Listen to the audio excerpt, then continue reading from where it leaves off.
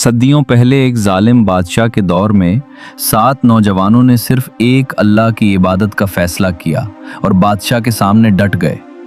जब बादशाह के सिपाही उनके खून के प्यासे हुए तो वो अपने ईमान की हिफाजत के लिए पहाड़ों की तरफ निकल पड़े। उनके साथ उनका वफादार कुत्ता भी था जो उस मौजज़े का गवाह बनने वाला था। अल्लाह ने उन पर एक ऐसी नींद तारी कर दी जो आम इंसानों के बस में ना थी। वक्त गुजरता रहा, सूरज उनके गार से कुतरा कर गुजरता ताकि उनके जिस्म महफूज रहें।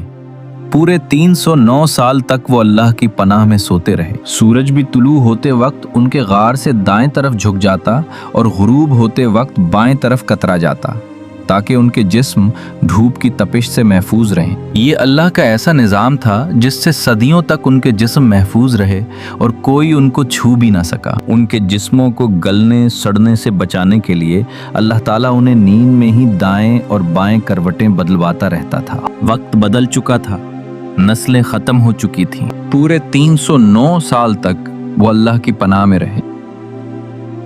जब वो जागे तो उन्हें लगा कि शायद वो सिर्फ चंद घंटे सोए हैं। जब वो गार से बाहर निकला तो उसके कदम रुक गए। वो बस्ती जहां से वो भागे थे अब बिल्कुल बदल चुकी थी। हर तरफ अमन था और लोग बदल चुके थे। उसे शदीद भूख लगी थी। उसने अपनी जेब से वो पुराना सिक्का निकाला और दुकानदार की तरफ बढ़ाया। उसे क्या मालूम था कि ये सिक्का अब एक तारीखी खजाना बन चुका है। जब उस नौजवान ने दुकानदार को वो पुराने सिक्के दिखाए तो पूरे बाजार में एक शोर मच गया। लोग हैरत से एक दूसरे का मुंह तकने लगे क्योंकि वो सिक्के सदियों पुराने थे और अब किसी म्यूजियम की जीनत होने चाहिए थे। कुछ ही देर में ये खबर पूरे शहर में फैल गई कि अल्लाह के वो नेक बंदे वापस आ गए हैं जिन्हें लोग कहानियों में सुनते थे। जब ये मामला इस दौर के नेक बादशाह तक पहुंचा तो उसने फौरन समझ लिया कि ये अल्लाह की तरफ से भेजा गया एक अजीम मोजज़ा है। बादशाह ने उस नौजवान का इस्तकबाल बड़े एहतराम से किया। बादशाह और लोग उसके साथ गार तक गए, लेकिन वो नौजवान अपने साथियों को मुत्तले करने के लिए पहले गार के अंदर चला गया। वो सब अल्लाह के इस मौजज़े पर शुक्रगुजार थे।